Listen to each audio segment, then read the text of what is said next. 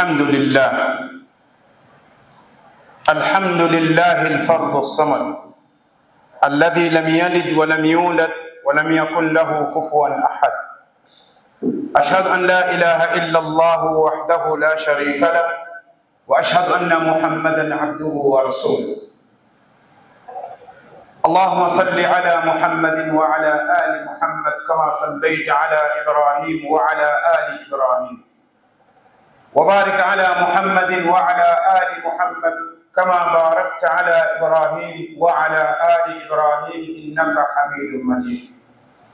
عباد الله، أوصيكم ونفسي بتقوى الله عز وجل.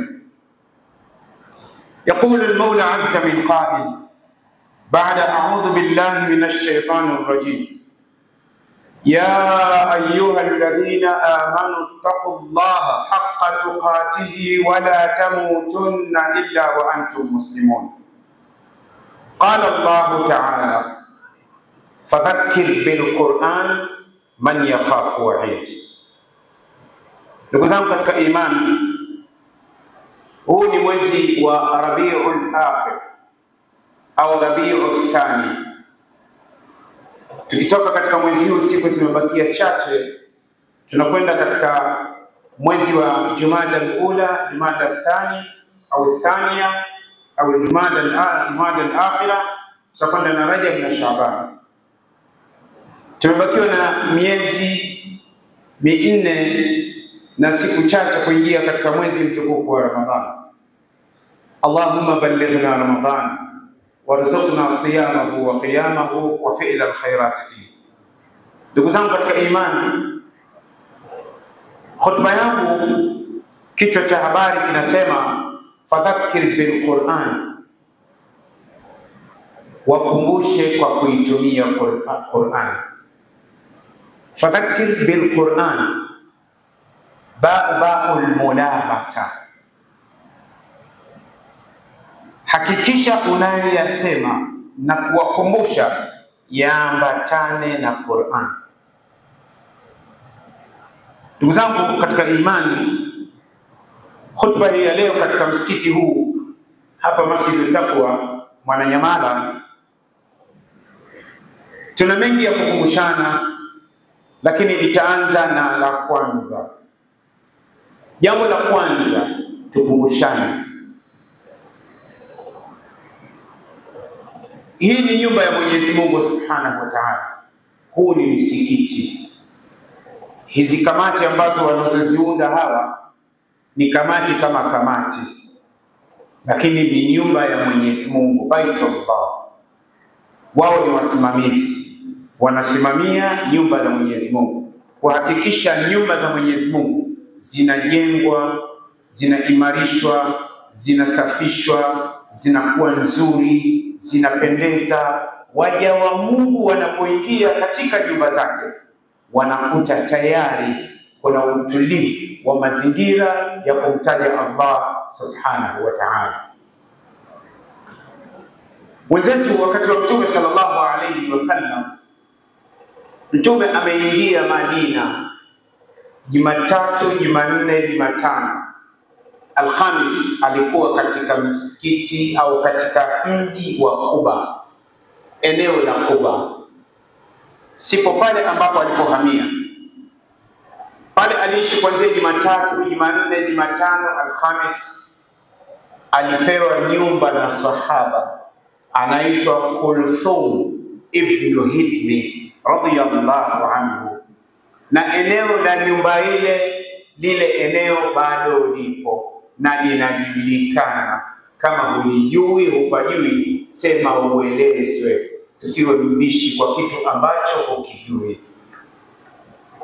Na bahati nzuri serikali ya Saudia, jazakallahu khairan, wameweka maandishi kwa lugha ya Kiarabu na lugha ya Kiingereza kwamba hapa ndipo ilipokuwa hivi, hapa ndipo ilipokuwa hivi, mpaka pale kwenye kisima ambacho pete ya Mtume sallallahu alaihi wasallam, Mtume alikuwa na pete anavaa, alipofariki ilibakia, alipochukua Abubakar ukhalifa ikabakia Abubakar anaivaa, alipofariki Abubakar akaiacha, akamwachia mwanae Aisha radhiallahu anha, Abu Bakar alipofariki akapewa Umar. Umar akawa nayo kwa sababu ilikuwa ni kama kielelezo cha uongozi wa nchi. Umar alipofariki akaichukua Uthman ibn Affan radhiyallahu anhu, akawa anaivaa naye. Uthman siku moja yupo katika maeneo ya Kuba na pahala ambapo ndipo pana kisima kinaitwa Bi'rul Khatam, ndipo ilipomdondoka ile pete kutoka kidoleni ikaingia kwenye kisima. Na eneo lile la kisima lipo kwa chini limewekwa alama tiles nyeusi na mchanganyiko wa rangi, lakini kuna maandishi ya Kiingereza na Kiarabu. Mara nyingi viongozi wanapokuwa wanapeleka taasisi mbalimbali za hija, wakifika pale huwa wanatoa maelezo. Sasa kuna wengine wanafika wanafanya vitu vya ajabu, wengine wanachukua vilemba vyao, kofia, akina mama wengine wanachukua mitandio wanafutia pale chini. Wanajijua wenyewe wanalofanya. Lakini kwa kweli ni jambo ambalo linasikitisha sana. Sasa Mtume ameishi katika ile nyumba, amepewa nyumba na sahaba, aishi pale. Tunapata fundisho gani? Tunapata fundisho kwamba mnapokuwa na maimamu wenu, hakikisheni mnawapa nyumba za kuishi karibu. Mtume ameondoka Ijumaa, Jumatatu, Jumanne, Jumatano, Alhamisi ameamkia pale, Ijumaa ameamkia pale. Majira ya saa 3 saa 4 akaondoka. Kama kutoka Kuba ni kama kutoka hapa Masjid Taqwa na kwenda pale Masjid Ridha au shule ya Ridha pale. Mtume ametembea, ikawa mji mzima wanamwangalia, kila mmoja anataka akae kwake. Madina ilikuwa na furaha sana. Akafika sehemu ambayo inaitwa Wadi Bani Atika, ambapo hivi sasa kuna msikiti wa Ijumaa huko, msikiti mweupe. Madina kuna misikiti meupe mitatu, msikiti wa Qiblatain na msikiti wa Ijumaa na msikiti wa Quba. Hii ni misikiti meupe, lakini huu msikiti wa Ijumaa ni mweupe zaidi kuliko hii mingine miwili. Mtume akaanza kutoa nasaha pale mpaka muda wa Ijumaa ukamkuta, akasali Ijumaa pale. Ule msikiti upo mpaka leo. Kama hupajui sema upelekwe, acha ubishi. Sasa Mtume sallallahu alaihi wasallam alipoingia kule alikuwa na Abu Bakar. Abu Bakar alihama naye kutoka Maka kwenda Madina. Mtume alipomwambia Abu Bakar, umirtu bil hijra, nimeamrishwa na Mwenyezi Mungu nihamie Madina. Abu Bakar akamwambia, as-suhbata ya Rasulullah, naomba tuondoke wote pamoja. Abu Bakar ni mfanyabiashara, ana hela kama ndugu zetu Waislamu sasa ni wafanyabiashara. Mashaallah, Allah wafungulie, awape baraka na awalinde na kila shari katika biashara zao na familia zao. Abu Bakar alikuwa na hela. Kuna masahaba walikuwa na mahela. Abu Bakar Siddiq radhiyallahu anhu, Umar ibn al-Khattab radhiyallahu anhu, Uthman ibn Affan radhiyallahu anhu, Zubair ibn al-Awwam radhiyallahu anhu, Talha ibn Ubaydillah radhiyallahu anhu, Sa'd ibn Abi Waqqas radhiyallahu anhu, Abdurrahman ibn Auf radhiyallahu anhu. Kwa wanawake mama Khadija radhiyallahu anha. Hawa watu wanane walikuwa na hela. Kabla Mtume hajapewa utume ni matajiri, wana hela, na walipokuwa tayari wamesilimu imani kawaingia, na huko wanaendelea na biashara zao. Na ndio maana utakuta miaka 11 Mtume amekaa Maka kabla ya kuhamia Madina. Huduma zote zile, kazi ya dawa, mambo yaliyohitaji pesa kwa ajili ya dawa, aliyashika mama Khadija radhiyallahu anha na Abu Bakar Siddiq na Umar ibn Khattab na Uthman ibn Affan. Hawa wamesimama na Mtume bega kwa bega. Sasa Mtume alipomwambia nimeamrishwa na Mwenyezi Mungu nihamie Maka, nihamie Madina, akamwambia naomba twende pamoja. Mfanyabiashara anaacha shughuli zake, anasindikizana na mtu wa kazi ya Mungu. Ni imani ya hali ya juu sana. Huku biashara zinakwenda Maka, lakini anakwenda kwa ajili ya Allah subhanahu wa ta'ala. Lakini inawezekana mfanyabiashara huyu asiende na shehe popote pale, lakini yeye amepata taarifa ya safari ile ama kazi ya Mungu, mfanyabiashara yule mwenye pesa yule anatoa mali yake kuhakikisha kwamba kazi ya Mungu inakwenda. Inawezekana yeye amebakia pale pale anaendelea biashara zake, lakini athari ya sadaka ya mali aliyoitoa inaonekana. Ima inaonekana ama haionekana. Sasa walipofika pale Madina, kulikuwa kuna nyumba ya ghorofa ya Abu Ayyub al-Ansari radhiyallahu anhu. Sahaba huyo alikuwa na nyumba ya ghorofa, ana apartment, na alikuwa na pesa katika Ansar. Akamwambia Mtume, utakaa hapa na kwa apartment ya juu. Mtume akamwambia, mimi ni mtu wa watu na watu wazima, akina mama, watoto wadogo, kuja kunipata huko juu itakuwa ni dhiki sana, mimi nitakaa apartment ya chini. Abu Ayyub akamwambia, haiwezekani, Jibril anatoka kwa Allah akatumwa anakuja huku chini, mimi niko juu, haiwezekani. Wamebadilishana maneno na Mtume kwa upole sana na kwa radhi. Mwisho Abu Ayyub al-Ansari akamridhia Mtume sallallahu alaihi wasallam. Kwa hiyo Mtume ameishi nyumbani kwa Abu Ayyub al-Ansari, amepewa nyumba ya kuishi kama imam, kiongozi, kama shekhe. Kwa mfano tuseme sasa ndani ya miezi 9 Mtume hajapata nyumba yake, ndio akajaliwa kupata nyumba, akaanza kujenga nyumba baada ya nyumba. Na ndio maana ukienda pale pembezoni mwa Mtume sallallahu alaihi wasallam Madina, kuna lugha wanayotumia wanachuoni wa maali tarihia, wanachuoni wa historia ya Madina, wanasema al-hujuratul nabawiyya, majumba ya Mtume sallallahu alaihi wasallam, kwa sababu vilikuwa vinaonekana kama ni kijichumba kimoja kimoja, lakini zilikuwa ni nyumba zinamtosha kulingana na idadi ya wake zake Mtume. Sasa ile ardhi pale Mtume akaishi kwa Abu Ayyub al-Ansari, anaishi bure. Swali linakuja, viongozi wa misikiti, taasisi za Kiislamu, inakuwaje maimamu wenu wanakaa mbali? Imamu anakaa Kisewe, anaswalisha Mkwajuni. Ni sahihi? Imamu anakaa Kimara Konyokwa, anaswalisha Magomeni. Hapana, Waislamu badilikeni, chukueni thamani ya maimamu. Na ndio maana unaona misikiti mingi inadai waka, misikiti mingi ina kofia na majoho. Haya nakuelezeni viongozi wa misikiti wote, naomba hilo mlijue. Ndio maana yani misikiti mingi utakuta ina kofia. Kwa nini? Kama dereva daladala anapewa gari Tegeta Mwenge, anaacha Tegeta Mwenge anapeleka Kariakoo Magomeni, upande mmoja kavaa, upande mwingine hakuvaa, na siku nyingine zipo hajafunga, sababu dai hapa. Sasa maimamu wamekuwa namna hii. Ndugu zangu katika imani, maimamu wanaishi maisha mabaya, wanaishi maisha mabaya, maisha ya dhiki. Hao walimu wa Qur'ani, wallahi Allahumma ighfir lahum warhamhum. Nani anayewajali walimu wa Qur'an? Nani anayejali Qur'an? Nani anayejua thamani ya Qur'an? Fadhakkir bil Qur'an man yakhafu wa'id. Wakumbushe Muhammad.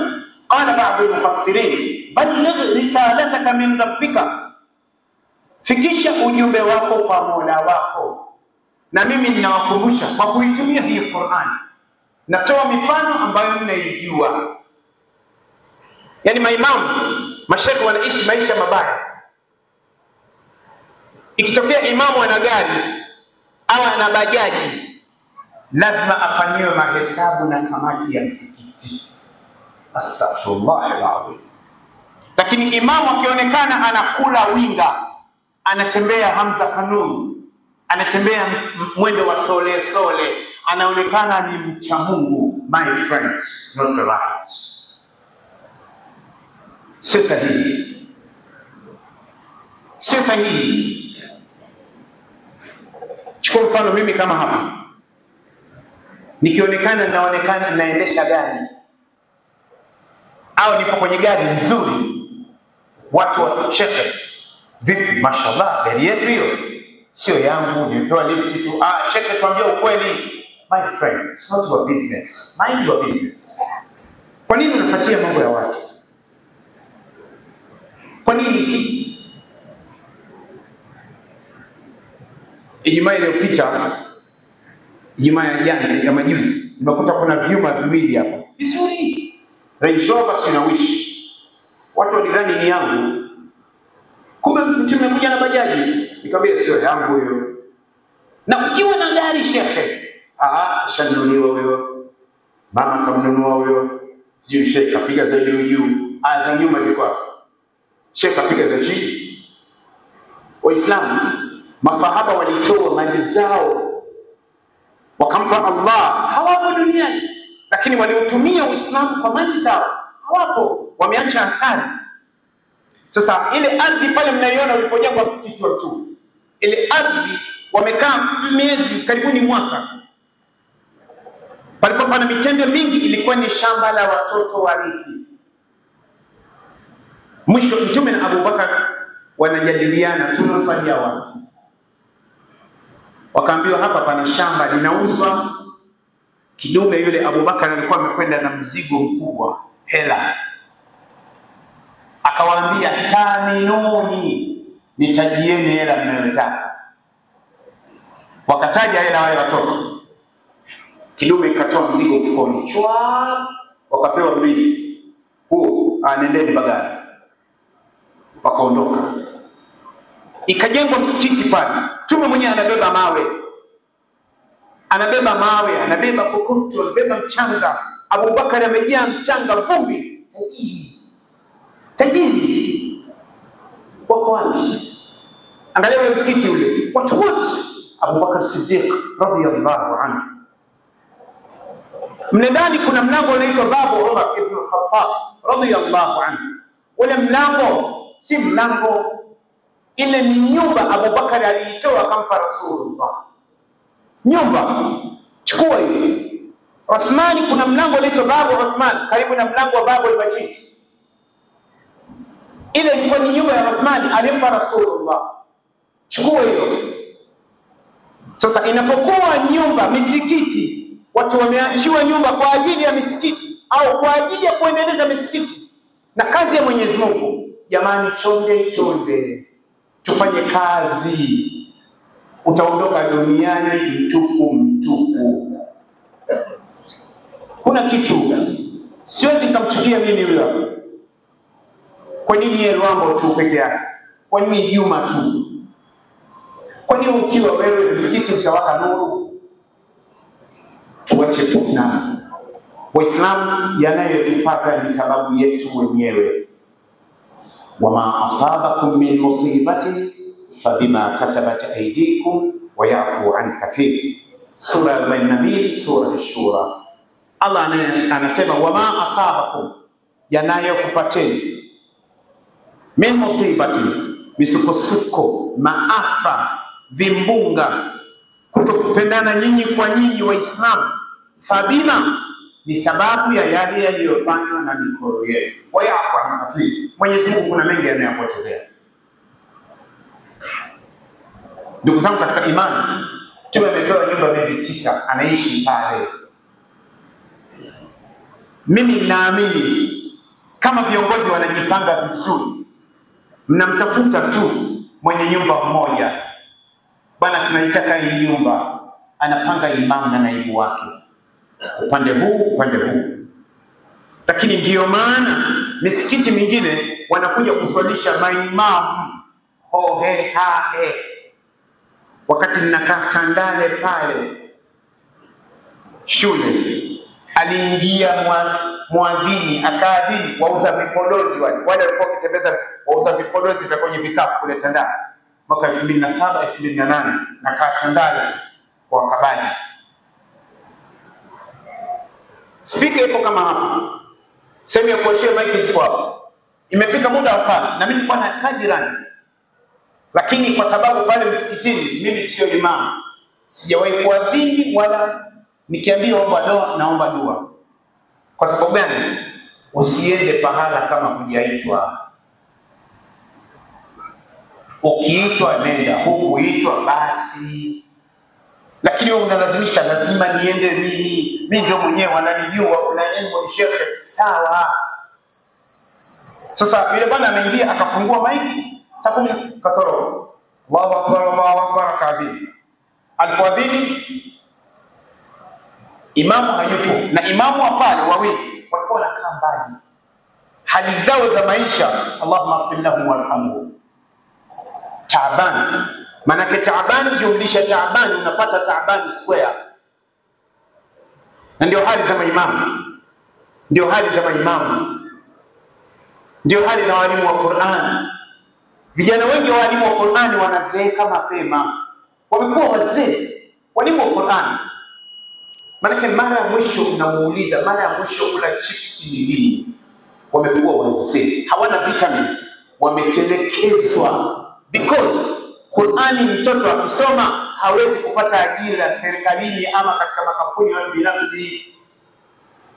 Qur'ani haina ajira. Wao usome Qur'ani huwezi kuwa HR, huwezi kuwa director. Kwa hiyo Qur'ani haina thamani na tumejengewa utumbo huu mbovu. Subhanallah. Ndio maana msali amepim, baada ya kupim pale palikuwa pana kofia 3 na joho moja jeusi na jeupe. Akaingia pale mtu mmoja kuswalisha, si imam, ni maamuma tu wa kawaida. Mimi nipo pale pamoja na kuwa nimesoma angalau mwalimu wa madrasa, elimu yangu ya madrasa, lakini sijiweki mbele, hapana. Na hata kama niko barabarani huwezi kuwa mimi shehe. Kwani lazima ujue mimi shehe? Wewe ukitaka kujua mimi shehe, ingia katika viwanja vyangu. Ni kama vile mcheza karet au taekwondo au bujuru. Unaweza kukutana naye barabarani anatembea kama unamcheza, kama vile anatembea anacheza baikoko. Ukimgusa mcheza karet akipiga moja tu palu. Ukikutana njiani anaonekana kama kachoka, lakini mchokozi huo ndio utajua. Sasa hata na mimi ukiingia katika viwanja vyangu utajua bani jamaa anaonekana kama mshikaji tu. Ndio mshikaji kwako, lakini mimi ninajijua ni nani. Yule bana aliposimama kuswalisha pale, kumbe hajavaa kofia. Na mimi nimemuona msikiti ya unyusu, mimi ni maamuma tu, hajavaa kofia. Allahu akbar. Basi kuna mtu aliswali nyuma yake hapa, akapiga takbir ndani ya swala. Takbir, Allahu akbar. Akavua kofia akamvisha imam ndani ya swala. Tumeswali, tunamaliza, tumeleta nyiradi, watu wameomba dua na mimi nimeleta nyiradi zangu, nikasema haya ni husu. Waarabu wanasema man dakhala fi ma la ya'ni laqiya ma la yudhi. Atakaingia katika mambo yasiyomhusu atayakuta mambo ambayo yasiyomridhia. Barakallahu li wa lakum bil Qur'anil azim. Wa nafa'ani wa iyyakum bil ayati wa dhikril hakim.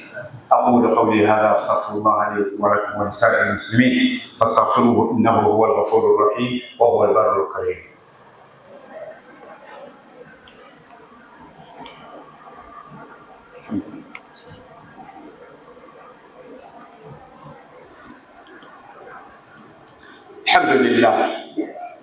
الحمد لله الذي جعلنا من الناصحين وأفهمنا من علوم العلماء الراسخين. أشهد أن لا إله إلا الله وحده لا شريك له وأشهد أن محمدا عبده ورسوله. عباد الله، لو ذنبت كإيمان فذكر بالقرآن من يخاف وعيد. وكمشي وقت فكتمي القرآن wale ambao wanakofia ahadi ya Mwenyezi Mungu. Ndugu zangu katika imani, hotuba yangu ya pili, wakumbushe kwa kuitumia hii Qur'an. Naomba nikuambieni ukweli.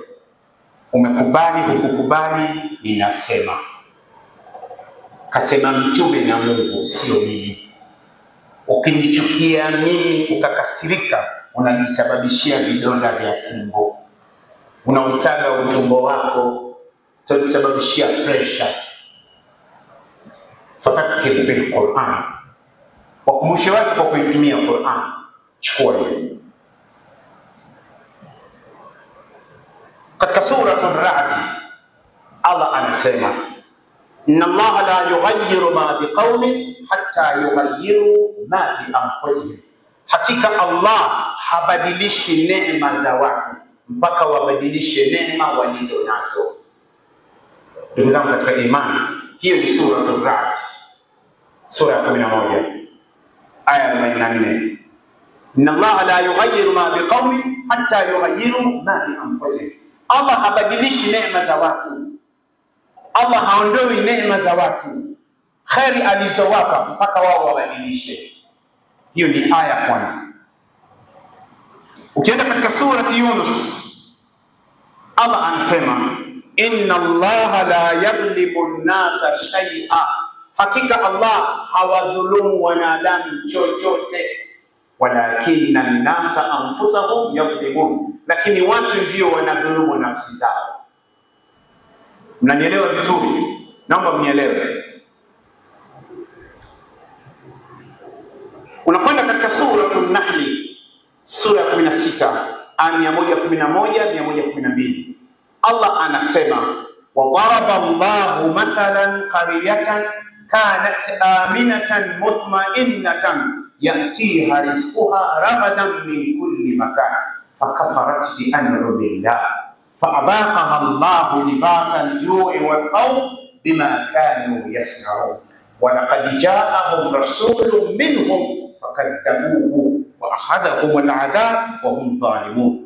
Quran 16 111 112.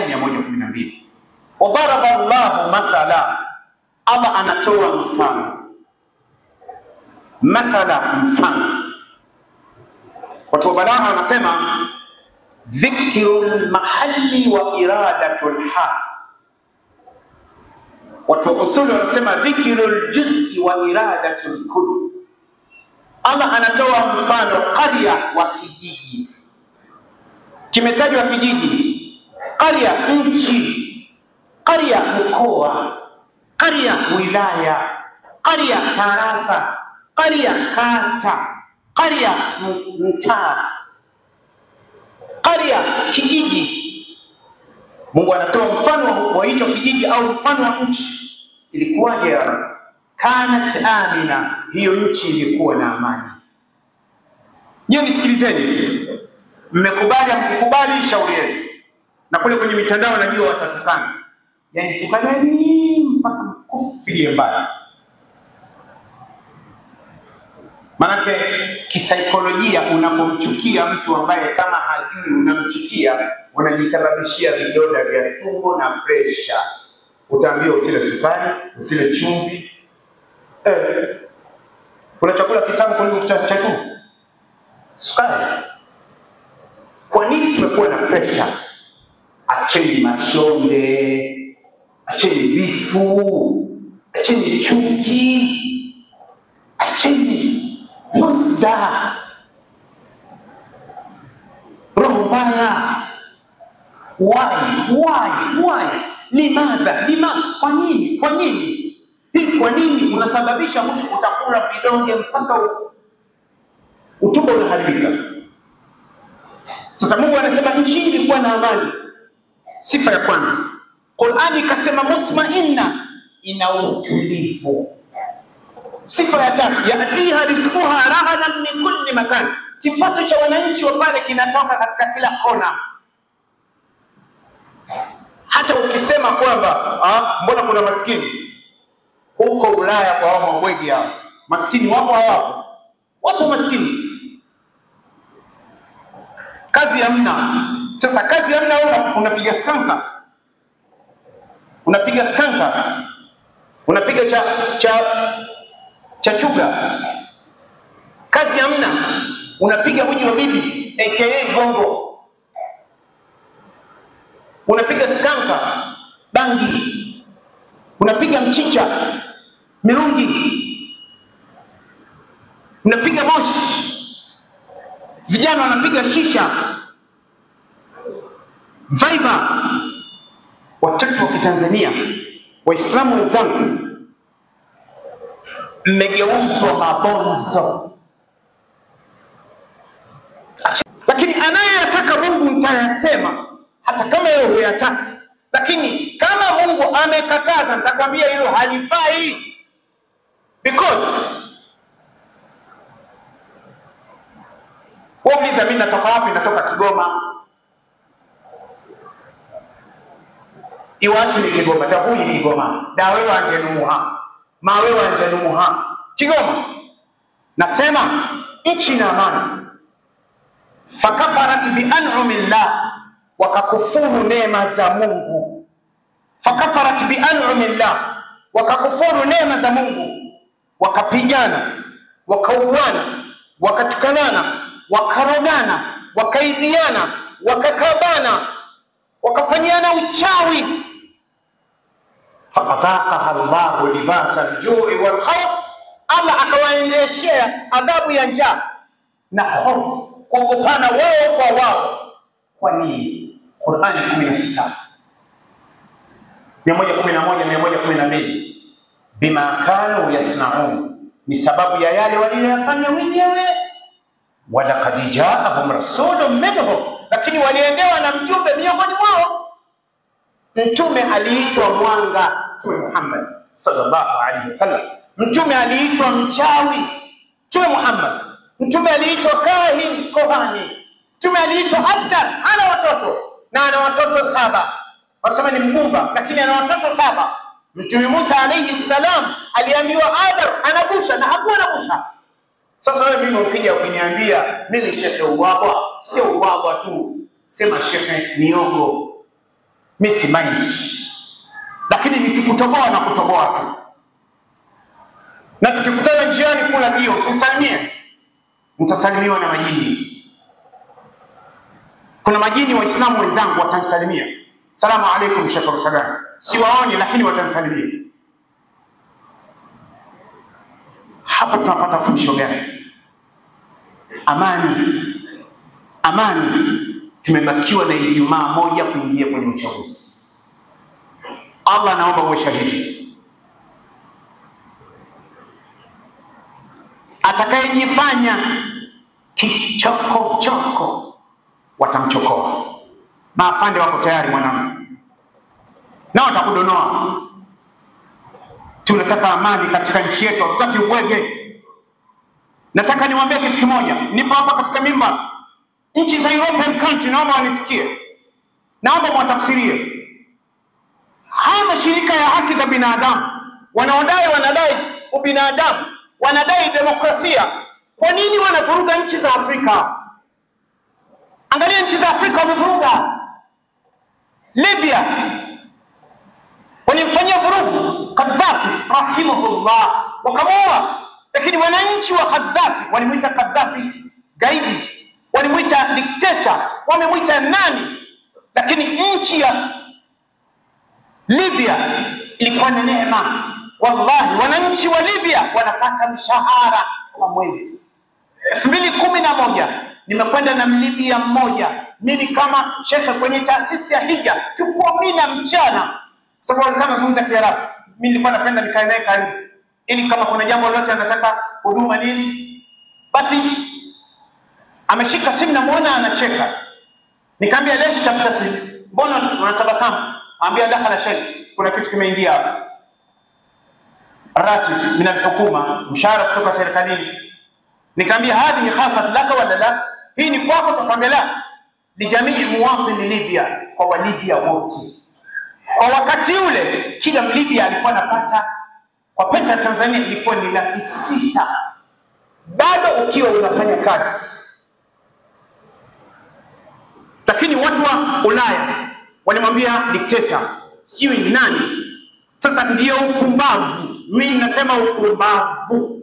Nchi za Ulaya tunawaambia muwe na adabu, nyinyi ni mashaitani. Nchi za Ulaya nyinyi mashaitani, kwa sababu ndio watu wa kwanza kuhamasisha ushoga. Na ninakwambieni nyinyi wabongo, hao mnaoni kwamba wanataka demokrasia, hawataki demokrasia, wanataka mliwe. Wote wabomoa nyuma hao. Washenzi wakubwa, Mungu walani. Hatutaki upumbavu huo. Nchi za European country, sihitaji kwenda Ulaya. Nikafanya nini? Nishakwenda kwa Rasulullah sallallahu alaihi wasallam. Nimesoma Madina miaka 4. Rasulullah yule pale, mimi hapa. Nataka nini? Nimeingia nyumbani alikozaliwa Rasulullah, nyumbani kwao mara 3. Alipozaliwa Muhammad sallallahu alaihi wasallam, mimi nimekaa Rufagani, nimekaa. Unanipeleka Washington sana kwenda kandawe kwa bunduki. Nimekwenda Masjid al-Aqsa mara 2. Baitul Maqdis naswali, mihrabu Zakaria. Nimesali uso wangu utatoa ushahidi siku ya Kiyama. Aliposimama Rasulullah kuruka pale kwenda mbinguni usiku wa Isra wal Miraj, nimeweka mkono wangu. Alipowasalisha mitume pale kabla hajaruka pale, nimefika pale. Alipozaliwa mama Maryam nyumbani kwao, nimefika. Alipozaliwa Mtume Isa alayhi salam, nimefika. Ashabul Kahfi, nimefika. Muta alipozikwa Abdullah ibn Rawaha, Jafar ibn Abi Talib, Zaid ibn Harith, nimefika. Unaniambia nini? Ulaya nikafanya nini? Fungeni visa yangu, siji. Mwaka 1945 UN inaanzishwa katika mji wa San Francisco. Ilikuwa ni mji wa machoko, mji wa mapapai. Naomba mwatafsirie, waambie amesema Ruhagani mtoto mmoja wa Kiha. Nakaa Kigoma, karibu na hifadhi ya taifa Gombe, ndiko nilikozaliwa Mwamgongo. Mwaka 1944 Gombe inaanzishwa National Park. Mwaka 1954 Nyerere anaingia Kigoma kuja kutangaza tano. Wazee 7 waliotoka kijijini Mwamgongo, akiwemo baba yangu Ahmad Rusagani, walikuwepo pale. Mwaka 1911 Rusagani anaingia kutoka Ethiopia, anaingia Kigoma. Kwa hiyo unaweza kusema huyu ni Ethiopia au si nani? Shauri yako. Sasa hawa wa Tanzania Waislamu, ni haramu Muislamu kufanya maandamano. Achaneni na mbabamba. Wiki iliyopita nilikuwa namwangalia dada mmoja, ana kucha ndefu sana kama yuko stationary. Anamtukana Mama Samia kwa Kiha. Na mimi Muha nimesikia matusi yote ya Kiha. Yeye mwishiki wanje ndabu tegeje. Mwishiki wanje ndabu tegeje. Anamtukana Mama Samia. Anamuita Mama Samia ni Igisuma. Anamuita mwizi. Amekuibia nini wewe? Na humu ndani ya Tanzania wako panya, kuna mende. Waislamu wenzangu, sikilizeni. Mtume anasema sallallahu alayhi wasallam, hadithi anaisimulia Ubayd ibn Mihsan al-Ansari al-Khatmi radiyallahu anhu. Mtume anasema man asbaha minkum aminan fi sirrihi, atakayeamka na amani katika pale anapoishi pana amani, muafan fi jasadihi, ana afya mwilini, indahu qutu yawmi, angalau chakula kile cha siku anacho. Hizi neema 3: amani, una afya. Fakaannama hizat lahu dunya bihadafiriha, huyu ni sawa na mtu ambaye amepewa utajiri wa dunia nzima. Rawahu Tirmidhi fi kitabi Zuhd, babu man bata aminan fi sirrihi. Amani. Wa Tanzania, Ijumaa inaondoka hii. Ijumaa inayokuja ni ya mwisho. Nadhani itakuwa tarehe 24. Amani. Iangalieni Tanzania ilipokuwa na amani. Ndio nchi pekee Afrika bado ipo salama. Sudani limekwenda mara 2. Na kwenda kufanya kazi na Africa TV mara 2. Wallahi tunafanya vipindi na Africa TV, saa 10 tumemaliza. Unatembea katikati ya mji wa Khartoum, amani. Mitungi ya maji ipo barabarani, vikombe vya maji, vijiwe mbalimbali kuuza kahawa, chai, misikiti ya khutub. Baada salati al-maghrib watu wanakaa kwenye kona vile wanasomeshana Qur'an. Wakimaliza wanaomba dua, wananywa chai au kahawa. Baada salati al-fajr khutub watu wamekaa wanasomeshana Qur'an. Ni sababu ya nini? Amani. Leo lile jambo halipo. Watanzania wenzangu, ipo siku mtajuta. Ipo siku mtajuta. Amani. Mama anatukanwa. Na ninaomba wale viongozi wa dini nyingine mnaotoa matamko na kuulizeni na kuambieni kuweni na adabu. Mimi kama Rusagani, kama mimi, kuweni na adabu na mshike adabu hapo mlipo. Hamna akili. Mimi ni Rusagani. Na naomba mkasirike. Kuweni na adabu. Kwa nini kila anapokuwa Muislamu mnatoa tamko? Kwa nini kila anapokuwa Muislamu rais wa nchi mnatoa tamko? Kwa nini? Shayatin, Mungu walani. Hamna adabu fi dunia wal akhirah.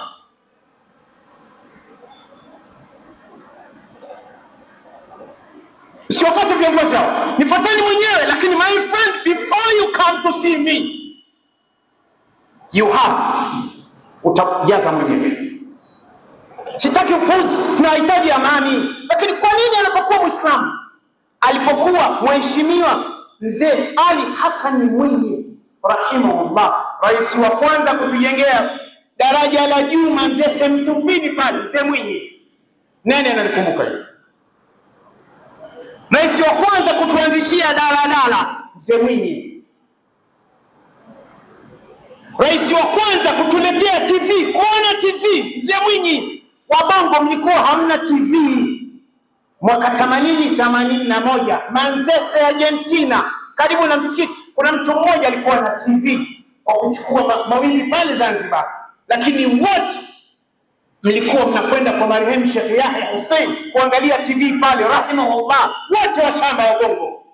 Akaja Mzee Mwinyi, mkapata TV na hata Colgate, mkawa mnajua kupiga mswaki kwa Colgate. Mlikuwa mnakula ugali wa njano. Mzee Mwinyi akasema ruhusa. Pale chuo kikuu, waliosoma chuo kikuu wanamkumbuka Mr. Punch. Alikuwa anamtukana Mzee Mwinyi. Siku moja amemwandika katika yale madogo, amemchora Mzee Mwinyi asubuhi, amevaa singlet na msuli, alafu amecomment chini eti ustazi wa madrasa ni rais wa nchi. Mzee Mwinyi. Lakini Mzee Mwinyi ngoma imeendelea. Nchi kaanza mawasa 6. Ametukanwa sana. Akaja Mwamba, Mkapa. Hakuna aliyetoa tamko, wakafunga vinyo. Ameondoka Mkapa, amekuja JK. Allah muhifadhi huko alipo. Ampe apenjema na amlinde na shari za hawa. JK ametukanwa sana. Si kwa sababu ya CCM JK, sababu ya Uislamu. Anaitwa Mrisho. Basi ametukanwa sana. Anasafiri sana. Anacheka sana. Na nchi wakati wa JK ilikuwa mawasa 6. Anayelikataa hili kwamba nchi ilikuwa haijachangamka kiuchumi, kama analikataa hili apelekwe hospitali ya Mirembe, ana tatizo la akili. Watu mkaiona neema ile mbaya. Kikaja Chuma, mwanangu Chuma, na alimshika mkono pale Jangwani. Mmemwona Mwamba, mimi nacheka sana, nasafiri sana, Chuma hicho. Na kweli Chuma mwanangu, hakuna aliyetoa tamko. Hawa wote wanaotoa tamko mabwege hawa, hakuna aliyethubutu. Wote walikwenda washroom na walikuwa wanaharisha. Nazungumza mimi Rusagani, inafika pahala tuheshimiane. Nchi ni yetu sote. Sio mtu tu, hapana, tunahitaji amani. Kaja Mwamba, kila kitu risiti. Uipata wapi yeye? Chuma, watu maofisini wamekula miongo na magimbi ya kuchoma. Walikuwa wanalia, mpaka wanapelekwa Dodoma, hawapendi. mnachukia na wapo ukweli tu. Mmekasirika ndivyo mmepelekwa Dodoma hampendi, lakini bado leo watu wanamchukia mama. Mungu amemchukua mwamba. Muda wake umefika. Sasa amekuja mama, kila kitu baridi. Nchi imeanza hivi. Mambo yameanza na tunaona foleni hivi sasa ya kutoka Magomeni kwenda mjini. Kadhani asubuhi watu wanakwenda kazini. Mji umejaa. Kariakoo iko imejaa. Bize. Mama hajamuuliza mtu, lakini anatukanwa. Watu wanatoa matamko. Wengine wanawatia watu wasiwasi. Kuna panya yupo chini ya uvungu. Anatia wasiwasi. Huyu dadangu wa Kiha anamtukana mama. Anamtukana mama kwa lugha ya Kiha, lugha yangu mimi. Mimi lugha gani? Na huyo binti aniangalia huko. Jewe ndo muha. Namwambia yule binti anayemtukana mama, jewe ndo muha. Rubi se mwishiki wanje, jewe ndo muha. Iwacu ni kalinzi imuchinde. Mawe wanje ni muha. Dawe wanje ni muha. Nitukane mimi muha. Mama mwache.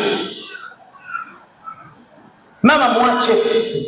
Amewakosea nini? Kosa lake nini? Watu wanatoa matamko, wanatoa mambo ya ajabu. Kitanuka. Utanuka wewe kidonda chako. Unapasuliwa mwanangu za nyuma huku na huku nyuma kunaoza. Na hakuna kukuletea panadol. Huyaamini haya? Subiri. Watoto wa Kiislamu, narudia kwa Waislamu wote nchi nzima, msikilizeni mufti. Hafidhahullah. Mufti ametembea maeneo mengi sana mpaka anamwonea huruma maskini. Unamuona kwa baka choka. Na wallahi anazungumza amani. Sikilizeni kauli ya mufti, amani.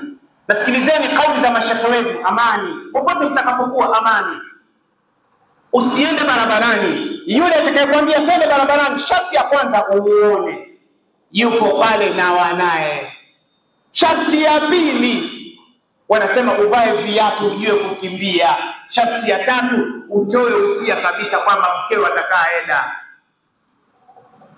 Mtadungwa. Na jamaa hivi sasa wanafanya jimu. Wanapiga mkwara. Unaweza ukapewa adhabu ya kujaza ndoe kwa mate. Mafanya wana adhabu za ajabu wewe. Jaza ndoo kwa mate. Hiyo ndoo inajaa nini? Haya ninazungumza kama vile msaganya vipi? Utaona. Amani.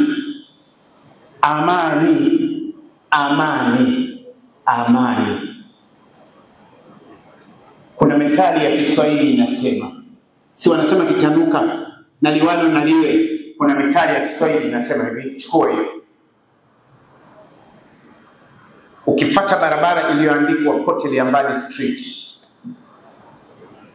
utafika katika mji unaoitwa Laiti Ningelijua. Wenyeji wa pale Adumbe huyo. Watu kabila la kwanza wanaishi pale Adumbe huyo. Kabila ya pili ameyataka mwenyewe huyo.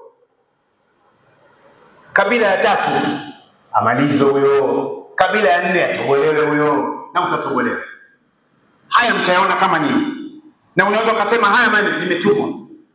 Ibilisi mwenyewe na watoto wake. Mpaka wale watoto wa chooni wa Ibilisi wanajua sijatumwa. Nazungumza mimi Yerusalemu, nchi yangu, amani. Hivi mna habari nyinyi wa Tanzania? Kuna nchi za Afrika wakimbizi wengi wako hapa Tanzania. Mnajua hilo? Na kuna baadhi ya nchi za Middle East. Nchi kama Middle East wako hapa. Sababu ya nini? Amani.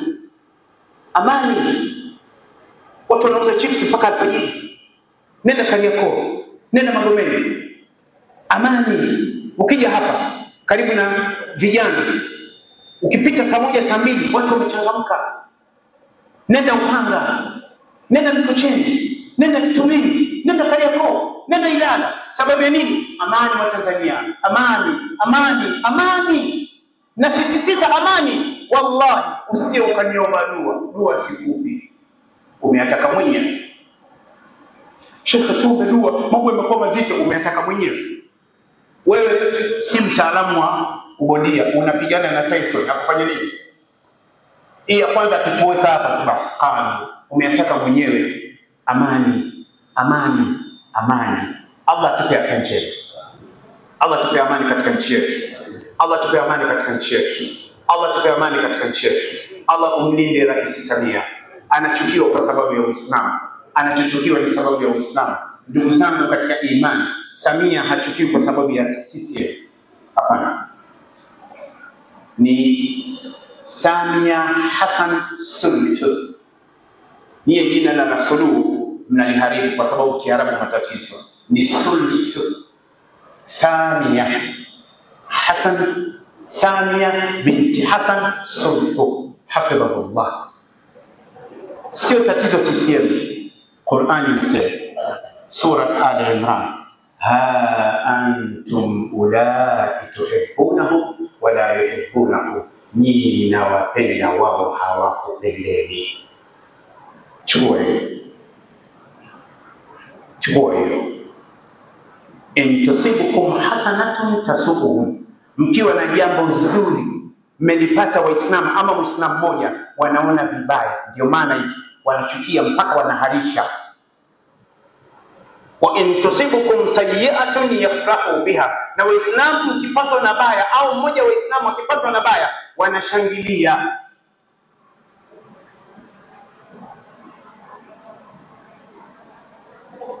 Mimi nimpe nasaha Mheshimiwa Rais,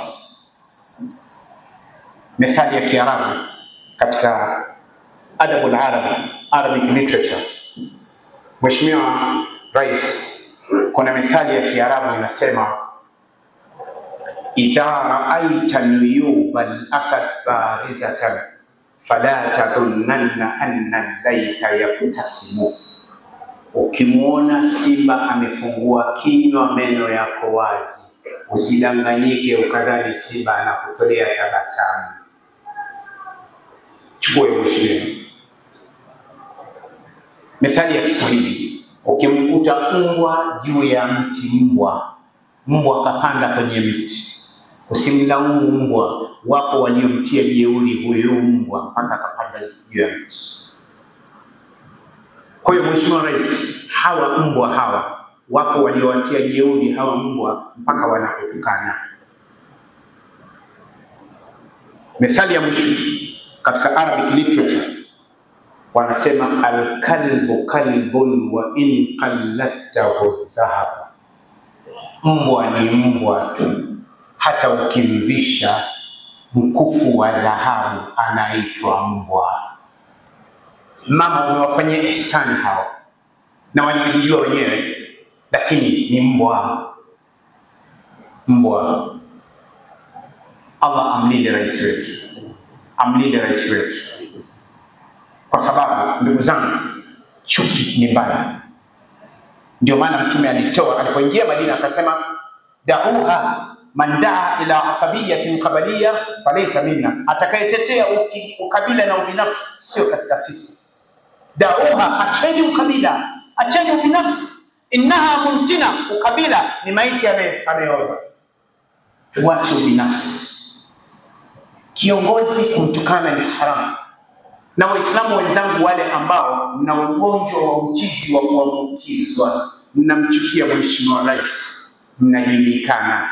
Kuweni na adabu, kuweni na adabu. Tunaomba amani. Allah tupe amani, Allah tupe amani, Allah tupe amani, Allah tupe amani. إن الله وملائكته يصلون على النبي يا أيها الذين آمنوا صلوا عليه وسلموا تسليما. اللهم صل على محمد وعلى آل محمد كما صليت على إبراهيم وعلى آل إبراهيم إنك حميد مجيد. وارض اللهم عن جميع صحابة رسول الله أبو بكر وعمر وعثمان وعلي وعن جميع صحابة رسول الله أجمعين. ربنا آتنا في الدنيا حسنة وفي الآخرة حسنة وقنا عذاب النار. عباد الله رحمكم الله. إن الله يأمر بالعدل والإحسان وإيتاء ذي القربى وينهى عن الفحشاء والمنكر والبغي يعظكم لعلكم تذكرون. أقم الصلاة.